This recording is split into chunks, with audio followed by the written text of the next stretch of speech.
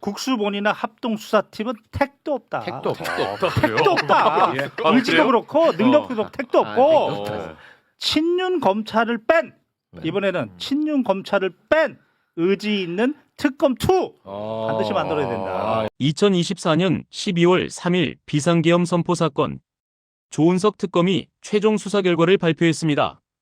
그러나 이 결과를 둘러싼 논란이 거세지고 있습니다. 특검은 김건희 씨가 비상계엄 뒤 윤석열 전 대통령과 크게 싸운 사실도 밝혔습니다. 김 씨가 생각하고 계획한 게 많았는데 너 때문에 다 망쳤다며 화를 냈다고 했습니다.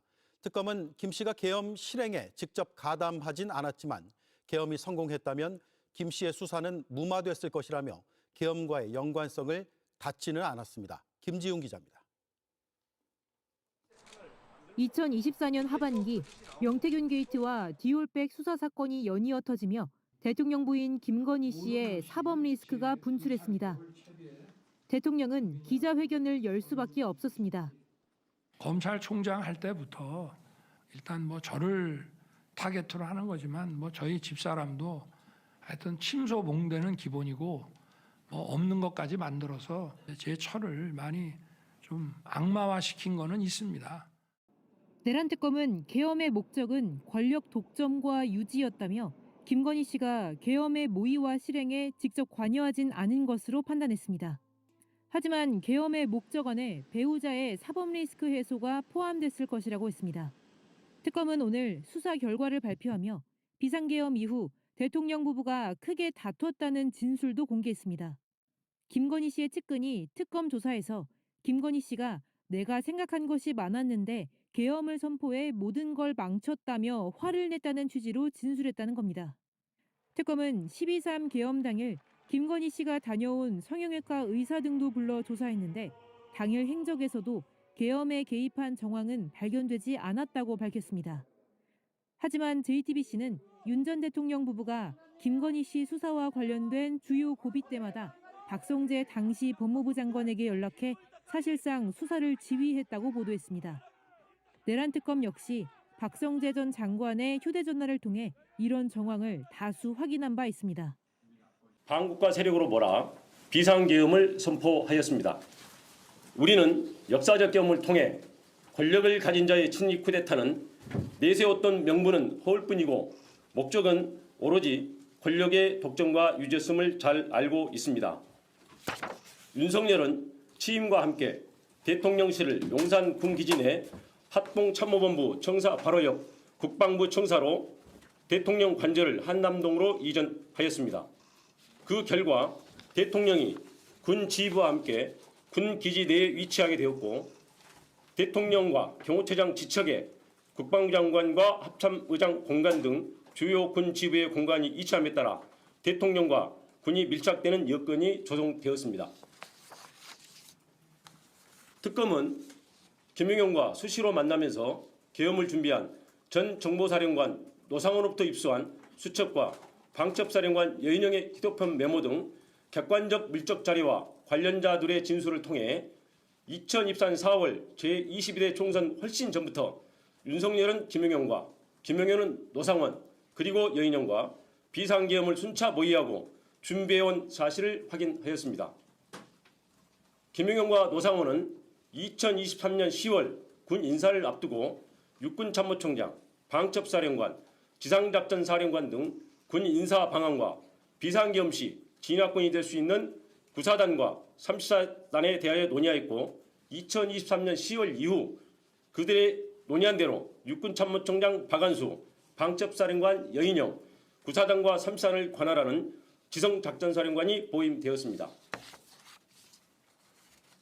윤석열과 김용현 등은 그 이후 비상계엄 시기를 총선 후로 확정한 후 총선 결과에 상관없이 비상계엄을 결행하되 그 방법을 어찌할 것인가 등을 논의하였고 2024년 3월경부터 안가와 관저 등에서 만찬 등을 통해 비상계엄에 동원할 방첩사령관 여인영, 수방사령관 이진우, 특전사령관 곽종건 등 군사령관들을 상대로 우호적이지 않게 전개되고 있는 정치 상황을 종북 좌파 등에 의한 국가적 이의 상황으로 인식하도록 유인하면서 군이 나서야 된다는 등 비상계엄 필요성에 대한 인식을 공유시키고 비상계엄에 대한 윤석열의 의지를 규지시켰습니다. 그 과정에서 윤석열과 김용현은 2023년 7월 나토 정상회의 참석을 마치고 들린 화해회에서 동행한 강호필 합참차장에게 한동훈은 빨갱이다, 군이 참여를 해야 되는 것 아니냐며 한동훈에 대한 적개심과 비상계엄의 필요성을 말하였고, 이에 강호필이 국방장관 신원식 합참의장 김명수에게 윤석열의 발언을 보도하자 신원식은 김용현에게 계엄 반대 의사를 강하게 표명하였고, 윤석열은 국방장관을 신원식에서 김용현으로 전격 교체하였습니다. 국방장관이 교체되자 야당은 비상계엄 선포를 강하게 제기하였고, 대통령실, 김용현, 국무총리 한덕수는 거짓선동, 정치선동, 있어서도 안 되고 있을 수 없다며 비상계엄 가능성을 일축하였습니다. 그러나 김용현과 함께 비상계엄을 준비한 노상원은 2024년 9월 9일 정보사 관계자를 직접 접촉하여 특수요원 중 사격자라고 폭파 잘하는 요원 7, 8명 선발을 요청하는 등 인력 자출을 시작하였습니다. 그리고 적 행동이 먼저임, 전시 또는 경찰력으로 통제 불가 상황이 와야 함, 단기간에 효과를 볼 수 있는 천재 이루의 기회를 찾아서 공략, 불안정 상황을 만들거나 또는 만들어진 기회를 잡아야 체면이 손상되어 대응할 수밖에 없는 타겟팅 등 여인영의 휴대폰 메모와 관련자들 진술을 통해 윤석열, 김용현, 여인영이 비상계엄 선포의 명분을 만들기 위해 북한의 무력 도발을 위할 목적으로 2024년 10월부터 다양한 비정상적 군사작전을 실행한 사실을 확인할 수 있습니다. 그러나 합참의 소극적 태도, 우크라이나 파병 등으로 북한이 무력 대응에 응하지 않아 비상계엄 명분 확보에 성공하지 못하였고, 이에 윤석열 등은 당시 정치 상황을 활용하여 행정과 사법 기능 마비 등 계엄 선포 사유가 없음에도 야당의 입법 및 공직자 탄핵과 예산 편성을 행정과 사법 기능을 마비시키는 내란에 해당하는 반국가 행위로 몰아 반국가 세력을 신속히 척결한다는 명분으로 2024년 12월 3일 심야에 비상계엄을 선포한 것입니다. 김용현과 비상계엄을 준비한 노상원의 수첩에 차기 대선에 대비 모든 좌파 세력 붕괴, 행사 후 국회 정치개혁, 민심관리 1년 정도, 헌법 개정, 국가안전관리법 제정, 선거구 조정, 선거법 박탈, 최상목 지시 문건에 국회에 전입되는 예산 차단, 국가 비상 입법기구 예산 편성, 이상민 조지호 김봉식 지시 문건에 5개 언론사 단전 단수, 민주당사 봉쇄, 여인영 메모에 정치인 체포 명단, 체포정 운영을 통해서 윤석열 등은 무력으로 정치활동 및 국회의 기능을 정지시키고 국회를 대체할 국가 비상 입법기구를 통해 입법권과 사법권을 장악한 후 반대 세력을 제거하고 권력을 독점 유지할 목적으로 비상계엄을 선포했음을 확인할 수 있습니다. 검찰총장 재직 시 집권당과 대립하다가 검찰총장직에서 물러나 2021년 6월 29일 대통령 출마 선언을 하면서 집권당을 거대 의석을 가지고 자유와 법치를 부정하는 세력으로 규정한 윤석열은 2022년 11월 25일 국민의힘 지도부와 하는 만찬 자리에서 비상대권이 있다, 총살당하는 한이 있더라도 싹 쓸어버리겠다 라며 정치적 반대 세력에 대한 적대감을 드러낸 사실이 있고, 2024년 7월 강호필 합참차장에게 자신이 법무부 장관으로 임명하였던 국민의힘 당대표 한동훈을 빨갱이다 라고 말하고, 2024년 10월 1일 군사령관들과의 만찬 자리에서는 한동훈을 잡아오라, 총으로 쏴 죽이겠다 라고 말하였으며 마음에 들지 않는 법관을 체포하려 하였습니다. 이러한 사실을 통해 윤석열이 신념에 따른 것이 아니라 자신을 거스르거나 반대하는 사람을 반국가 세력으로 몰아 비상계엄을 통해 제거하려 한 사실을 확인할 수 있습니다. 심지어 윤석열 등은 비상계엄과 국회 기능 정지의 명분을 만들기 위해 선관위에 무장 군인을 진입시키고 범죄 수사와 전혀 관련 없는 대북 작전을 수행하는 정보사 요원을 중심으로 수사단을 만들어 2024년 4월 총선 결과가 반대 세력에 의한 부정선거라고 조작하기 위해 그에 사용할 목적으로 사전에 야구방망이, 송곳, 망치 등 도기를 준비하기도 하였습니다. 우리 국민은 1980년 전두환 노태우 세력의 합수부가 권력 찬탈의 명분을 만들기 위해 반대 세력을 영장 없이 체포 감금하고 고문으로 사건을 조작한 역사를 생생히 기억하고 있습니다. 결국 윤석열은 2024년 4월 총선 전부터 비상계엄을 준비하고 북한의 무력 도발을 유인하여 비상계엄을 선포하려고 하였으나 실패하였고 군을 통해 무력으로 입법권과 사법권을 장악한 후 정책 반대 세력을 제거하고 권력을 독점 유지할 목적으로 2024년 12월 전후의 정치 상황을 국정마비로 내세워 비상계엄을 선포한 것입니다. 이상입니다. 국수본이나 합동수사팀은 택도 없다. 택도 없다. 택도 없다. 의지도 그렇고 능력도 그렇고 택도 없고 친윤 검찰을 뺀 이번에는 친윤 검찰을 뺀 의지 있는 특검 2 반드시 만들어야 된다. 아직도 예리하다. 대한민국 법조 특히 법원 쪽의 조의대 그리고 친윤 검찰은 지금 조은석 특검에 숨어 들어가서 각 특검에 숨어 들어가서 여전히 지금 주권자 국민 알기를 개돼지로 보고 있다. 네. 이들이 이 뒤집어진 눈을 제대로 돌리려면 이들을 처벌해야 된다. 네. 일단 중요한 의의, 칭송할 만한 중요한 의의는 전 국민들이 TV로 다 봤습니다. 그렇습니다. 헌정 질서 파괴한 행위를 다 봤습니다. 그걸 구체적으로 밝혔다. 네. 그 부분에서는 중요한 의의를 둬야 됩니다. 네, 네. 이제 다만 이제 모든 사람과 모든 사태는 비판점이 있듯이 네. 개인적으로는 중대한 법리 오해가 있지 않나. 그리고 중요한 증거 왜곡이 있지 않나. 그리고 끝으로 세 번째는 이 모든 것을 종합해 보면 조은석 특검 내부에 친윤 검찰 세력이 거기서 활동하고 있지 않나. 뭐 이렇게 개인적으로 세 가지 점을 비판점으로 이렇게 총평을 해봅니다.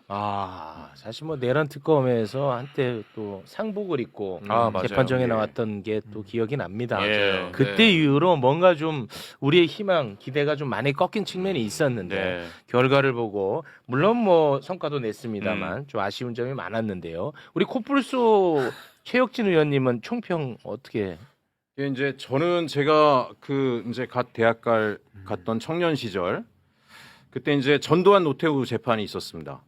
그때 이 재판의 결과가 뻔하겠다라고 생각을 했거든요. 왜 그러냐면 수사도 그렇고 전두환 노태우 밑에서 월급 받아먹고 부역했던 사람들이 자기 스스로의 과오에 대한 수사를 제대로 할 리가 없다라고 생각했는데 윤석열은 검찰 권력이었잖아요. 그렇죠. 그죠? 검찰 권력에 특히 윤석열 라인에 있던 검사들 중에 한 그 전체 특검 중에 나가 있던 중에 한 50% 정도가 윤석열 때 승진하거나 그 계보에 있었던 사람들인데 예. 기대치에 못 미칠 것이다라고 생각했는데 역시나 그래서 지금부터 할 일이 또 생겼구나. 네. 2차 특검 어떻게 할 것인지 네. 어떻게 뿔로 들이받고 가서 낱낱이 파헤칠 것인가 그렇습니다. 결의를 다지는 시간이 어제 됐습니다. 너무 감사합니다. 총평입니다. 그렇게 또 힘있게 말씀해 주시니까 예. 기운이 납니다. 예. 예, 우리가 잘못한 게 아닌데요. 기운을 내서 더 패야 됩니다. 더. 가장 큰 논란은 김건희 여사에 대한 무혐의 결론입니다.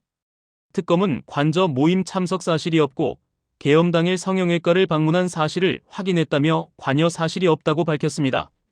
이제 저희가 가장 아쉽게 생각했던 대목이 내란 특검이 김건희의 계엄 혐의를 완벽하게 털어준 부분, 예. 이 부분이었는데요. 다시 한번 김건희 계엄 혐의에 대한 특검의 입장 짧게만 한번 좀 보고 갈까요? 24년 8월부터 11월까지 관저 모임에 참석한 군 사령관을 조사해서 통신 내역 확인했고 김 여사가 해당 모임에 참석하거나 비상계엄에 관여한 사실 드러나지 않는다. 김 여사가 비상계엄 당일 방문한 성형외과 의사 등을 모두 조사해 행적을 확인했으나 비상계엄 관련 사항이 발견이 안 되고 이런 점을 고려해 김 여사의 관여는 사실이 아닌 걸로 확인했다. 참 이 성형외과 대목은 항상 볼 때마다 아쉽던데 오늘 그렇습니다. 김건희가 알리바이를 만들기 위한 목적으로 간 것으로 우리는 의심했는데 예. 이걸 들여다 볼수록 김건희한테 유리한 쪽으로 그렇죠. 결과가 나올 수밖에 없다는 점, 음. 그게 좀 항상 아쉽게 느껴지고요. 그리고 또 내란 특검이 김건희는 계엄에 대해서 몰랐을 것이다라고 생각한 근거가 부부싸움이거든요. 이게 진짜 이것도 참 나는 개인적으로 받아들이기 어렵습니다. 맞습니다. 혐의 없는 이유 중에 또 하나가 김건희가 윤석열에게 너 때문에 망쳤다라면서 계엄 선포에 대해 분노한 것으로 알고 있다. 본인이 생각한 계획이 많았는데 계엄을 선포해서 모든 게 망가졌다는 취지의 말이 있었던 것으로 기억한다. 계엄과 관련이 없었다면 왜 그랬어? 어떻게 된 거야? 라고 정보를 요구했어야 합니다. 그런데 다 망쳤다고 말했다는 것은 사태의 전반을 알고 있으면서 결과를 비판한 것입니다. 김경호 변호사의 날카로운 분석입니다. 우리 법률가 분들은 어떻게 보십니까? 일단 저부터 말씀을 드리면 두 가지 관점에서 비판을 좀 가하고 싶습니다. 먼저는 언어 철학적으로 좀 접근을 해보면 너 때문에 다 망쳤다. 지금 이거를 계엄과 관련성이 없다는 중요한 진술 증거로 하고 있습니다. 그렇습니다. 그러면 관련성이 없으면 네. 계엄을 선포하고 나서 이제 발언의 내용과 관련해서 계엄을 선포하고 나서 윤석열을 봤다면 처음 일성이 왜 그랬어? 과분합니다. 네. 의원님. 또 어. 왜 그런 거야? 왜 그랬어? 어떻게 된 거야? 어떻게 된 거야? 정보 요구형이어야 됩니다. 계엄 관련성이 없으면 분노가 계엄 관련성이 없으면 왜 그랬어? 어떻게 된 거야? 모르기 때문에 그 정보를 요구하는 일성이 나와야 되는 거예요. 그런데 다 망쳤다.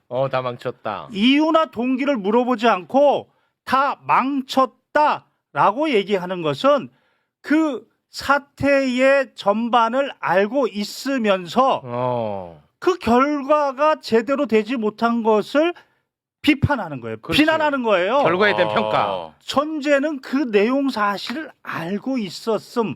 이것이 전제됐다는 거예요. 다 망쳤다는 것은. 그리고 너 때문에. 너 때문에. 이 부분이요. 너 때문에. 이건 반말이죠. 예, 너 때문에. 자, 이 부분의 해석은 네. 너 때문에라는 표현은 더 중요한 의미를 담고 있습니다. 노상원 수첩의 다음 대선 대비 기록과 연결하면 권력 승계 계획이 무산된 것에 대한 분노로 해석됩니다. 김건희는 목격자가 아닌 지시자였다는 반증입니다. 지금 어제 조은석 특검이 여러 가지 구체적인 증거를 제시했는데 그 중에 하나가 노상원 수첩. 노상원 수첩 중에 다음 대선 대비 모든 좌파 세력 붕괴. 그러면 다음 대선 대비 이 부분과 관련해서 현재의 헌법상으로는 윤석열은 다시 나올 수는 없는 거고. 김건희. 그렇다면 다른 증거들을 보면 최근에 박성재 텔레그램 그렇습니다. 보면 네. 거의 지시형으로 김건희가 자기 지시하죠. 수사를 지시형으로 김한빵 씨. 그것은 실권자의 자세였어요. 그렇습니다. 그 전부터 인사와 관련돼서 국정농단 네. 인사와 관련돼서 거의 뭐 뇌물을 받았거든요. 예. 이런 것들을 보면은 결국은 너 때문에라는 것은 너 때문에. 이 사법 리스크를 잘 봉쇄해서 다음에 권력을 나한테 계승해야 되는데 너가 멍청해서 망가뜨렸다. 다시 말해서 계엄의 목격자가 아니고 계엄의 지시자였다는 것을 그대로 반증하는 증거가 너 때문에 다 망쳤단데 어떻게 이걸 두고 관련성이 없다. 도대체가 언어 철학적으로 말이 안 된다. 언어 철학 좋았습니다. 그리고 V1과 V0와 V1의 권력 관계의 증거상으로도 그 해석은 틀렸다. 이야, 언어 철학은 언어 철학과 같아. 언어 학자. 야, 언어 철학과 같아. 뭐 이 정도는 국어를 고등학교까지 공부했으면 모두 해석할 수 있는 거 아닌가요? 와. 시원하다. 근데 이게 그냥 뭐 시원한 맛만 있는 게 아니라 일리가 있어. 납득이네요. 진짜 맞는 것 같아요. 일리가 있어. 네. 다음 대선. 다음 대선. 너 때문에 망쳤어? 야, 내 대선짜리 날라갔네. 야. 권력 비양받아야 되는데. 그러니까. 그래서 한 말씀 더 드리면 네. 어제 조은석 특검이 이번 불법 계엄의 성격을 이렇게 얘기했어요. 윤석열이 위헌 위법의 명령으로 군을 동원해서 헌정 질서를 파괴하고 정치적 반대 세력을 제거해서 이 부분인데 맞습니다. 제거해서 네. 권력을 독점하고 유지하려는 게 목적이었다. 네. 저는 이 대목을 듣는 순간 네. 너희들 사꾸라다. 사쿠라. 사꾸라다. 왜? 좀 더 이야기하면 그 근거를 들면서 12.12 전두환의 12.12를 예를 들었어요. 네. 늘 권력을 독점하고 유지하려고 했다. 그런데 두 가지가 다른데 첫 번째는 전두환은 당시 권력이 없는 상태에서 그렇습니다. 네. 권력을 찬탈하려고 했기 때문에 그 목적이 독점과 유지가 맞아요. 그것도 군사반란이고 그런데 12.3은 군사반란도 아니라고 하면서 그 예를 똑같이 들었는데 이거는 이미 독점하고 있었어. 이미 유지하고 있었어. 그렇죠. 네. 권력을. 왜 일으켰냐면 이게 붕괴될까 봐. 이 권력이 붕괴될까 봐. 그거 막으려고. 왜 붕괴되려고 했냐면 바로 김건희 사법 리스크. 두 가지 폰인데 그중에 황금폰. 황금폰 때문에 공천 개입이라는 국정농단이 김건희뿐만 아니라 자기 것까지 다 노출되면 권력이 붕괴될까 봐. 그래서 김건희 사법 리스크를 막고 더 나가서 자기의 이 무너지는 정권을 막기 위해서까지 가야지. 네. 왜 권력을 독점하고 유지하기 위한 목적이라고 반만 끊느냐.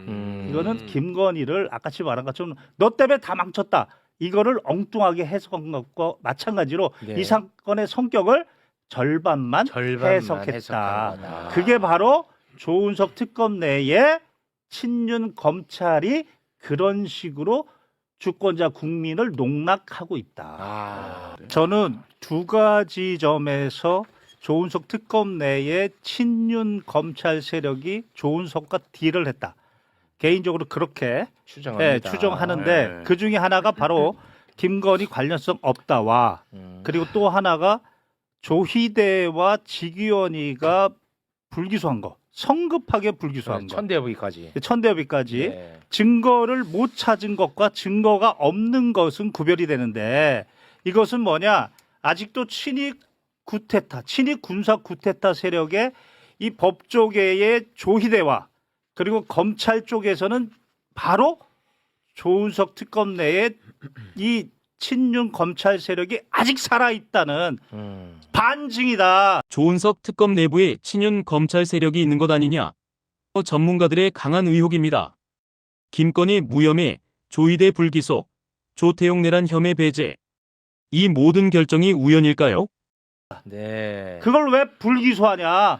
계속 수사해야 되는 사안인데 모르면 그냥 성급하게 그렇지. 불기소하냐? 예. 이거는 양쪽에서 지금 계속적으로 주권자 국민들에게 계속 이 친일 군사 쿠데타의 결국은 뭐냐면 윤석열을 사형시키지 않겠다.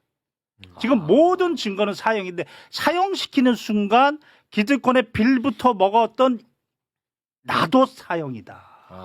그렇게 보시는군요. 그래서 윤석열을 적어도 사형은 안 시키겠고 사형을 시키지 말고 뭔가 재기를 보겠다. 저는 그렇게 해석합니다. 개인적으로. 여기서 중요한 건 뭐냐면 그 회의가 어떻게 경위가 이루어졌냐면 그것도 대법원에서 알게 됐는데 그 비상기획관이라고 있어요. 그렇습니다. 군에서 대령이나 중령, 대령, 장군 예비역들이 각각의 기관의 그 격에 따라서 가는데 대법원은 장군 예비역이 가요. 네. 육사 출신이에요. 네. 그 사람이 연락을 받았고 그날 저녁 군에서 그 사람이 비상회의를 소집하도록 그렇게 설쳤다는 거잖아요. 그렇습니다. 바로 그 사람이 그렇지. 바로 키예요. 그렇지. 그 사람에 대한 수사를 안 해놓고서 우리 이 얘기했잖아. 맞아요. 그 사람이 일과 시간이 끝난 상태야. 맞아요. 내란이 일어날 거 어떻게 알았어? 네, 근데 그 맞아요. 사람이 전화를 받았다는 거야. 네. 이거 우리가 다뤘잖아. 네, 맞습니다. 아, 예리하십니다. 그 진짜. 수사를 안 해놓고 네. 주변 다른 정황만 예리하시네. 이야기하면서 그래서 불기소다. 특검은 개업 날짜를 12월 3일로 정한 이유를 분석했습니다. 미국 대선 이후 취임 전 혼란기를 이용했고 조태용 국정원장의 미국 출국 일정까지 고려했다는 것입니다. 개업 날짜를 12월 3일로 잡은 이유에 대해서도 궁금하네요. 특검이 판단을 했거든요. 네. 그 부분 살펴볼까요? 미국의 개입을 차단하기 위해 11월 미국 대선이 끝난 뒤 취임 전까지 혼란한 시기를 이용한 것 같다. 천공 등을 비롯한 무속인이 날짜 결정 등에 개입했다는 흔적은 발견하지 못했다. 조태용 국정원장이 미국 CIA 국장 내정자와의 면담을 위해 출국 날짜를 12월 4일로 잡은 것도 개업 날짜를 염두에 둔 결정인 것 같다. 그런데 여기서 치명적 모순이 발견됩니다. 특검은 조태용이 계엄을 성공시킨 후 미국에서 정당성을 설득하려 했다고 판단했습니다. 그렇다면 조태용은 내란에 깊이 관여한 것입니다. 그런데 왜 내란 혐의로 기소하지 않았을까요? 자, 근데 요거는 제가 한마디 할 게 있습니다. 네. 요거는 내란 특검이 완전히 자신들 논리에 모순이 발생합니다. 그래요? 자, 보세요. 네. 조태용이 얘기가 써 있잖아요. 그러니까 이 말이 뭐냐? 계엄을 다 성공시킨 다음에 조태용이를 12월 4일에 미국에 보내서 계엄이 정당하다라는 것을 설득하기 위해서 12월 3일로 계엄을 잡았으니까 12월 4일로 미국 가는 날짜를 잡았다는 거야. 네. 이 내란 특검이 이렇게 판단한 거예요. 자, 그러면은 조태용이는 이 내란에 엄청나게 깊이 관여한 거지. 그렇죠. 맞지? 네. 얘는 엄청 깊이 관여가 된 거야. 내란 그러네요. 특검의 논리 구조 안에서. 어. 그런데 내란 특검이 조태용이를 내란 혐의로 기소하지 않았어요. 그치, 국정 내란 특검이 조태용이 내란 혐의로 기소하지 않았어. 지금 법조인은 지금 흐뭇하게 나를 지켜보시지. 뭘로 기소했는지 한번 올려줘 보세요. 국정원법 위반, 직무유기, 위증, 허위 공문서 작성 및 행사, 증거인멸 혐의. 어떻습니까? 내란 AI님, 혐의가 저 없네. 이거 어떻습니까? 정말 예리하십니다. 예. 머리가 맑아집니다. 그러네. 저는 이런 법적인 논리, 오늘 저 국민의힘 네. 모니터링 하는 예. 사람 이것이 법논리다. 자기들 논리에서도 이게 모순이 발생한다니까. 내란 특검이. 제가 보기에는 네. 이 사건의 성격을 윤석열의 권력 독점과 유지까지만 했고 그 권력의 계승, 김건희 쪽으로의 계승 이 부분을 의도적으로 빼버렸다. 제가 이렇게 말씀을 드렸는데 네. 이 사건이 12월 3일 날 미국의 개입을 차단하려고 했고 조태용을 면담이 계획돼 있어서 계획적이었다. 12월 3일이 계획적이었다. 그렇습니다. 그러면 네. 국무회의 모습이 과연 계획적이었냐는 거예요. 국무회의 모습이 국무회의 소집 및 그 후에 사후적인 모습이 전혀 네. 계획적이지 않았죠. 근데- 이건 무엇을 감추려고 하냐면 네. 바로 명확하게 12월 2일 날 황금폰을 이제는 국민들에게 또는 민주당에게 거기에는 다시 말씀드리지만 공천 개입, 김건희의 공천 개입뿐만 아니라 지금 윤석열의 공천 개입까지 네. 그 부분으로 인해서 정권이 무너질 수 있다는 그 부분 탄핵을 지금 추진해 버리니까 맞아. 거기서 경로한 겁니다. 맞아요. 이것이 바로 증거가 말하는 12월 3일의 우발적 계엄 선포인 것이지. 네. 지금 이 부분은 그래서 제가 하나하나 논리를 뜯어보면은 바로 조은석 특검 내 친윤 검찰이 계속적으로 지금 보인다. 윤석열이 김건희를 계속적으로 커버하려고 하는 그 의도를 계속적으로 지금 이제- 실행하고 있다. 이 사건의 바로 이 정확한 진단은 김건희 수사다. 마지막 폭탄 증거가 남아 있습니다. 김건희의 비화폰입니다. 지금은 모두 삭제됐지만 통화 상대가 누구였는지는 확인됐습니다. 조태용, 그리고 노상원과도 통화했습니다. 내란 핵심 인물들과의 비밀 통화, 이것이 우연일까요? 조태용에 대한 내란 상당히 날카로운 논리입니다. 네. 네. 그럼 이어서 김건희의 비화폰이 지금 다 삭제됐다 그러고 수사를 안 하는데 김건희가 누구랑 통화했냐면 조태용하고 통화했어요. 맞습니다. 그렇죠. 네, 문자도 조태용이 주고받고. 지금 내란 네. 혐의가 있으면 조태용하고 김건희가 통화했다고요. 네, 맞아요. 결정적으로 노상원하고 통화했어요. 다 비화폰으로 통화했어요. 자, 그렇죠. 이런 것들을 모두 감추고 있다. 아, 조은석 특검의 수사 결과는 많은 것을 밝혔지만 더 많은 것을 감췄습니다. 김건희, 조이대, 조태용. 성역 없는 수사가 이루어져야 합니다.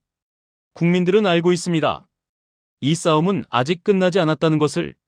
진실은 반드시 밝혀질 것입니다.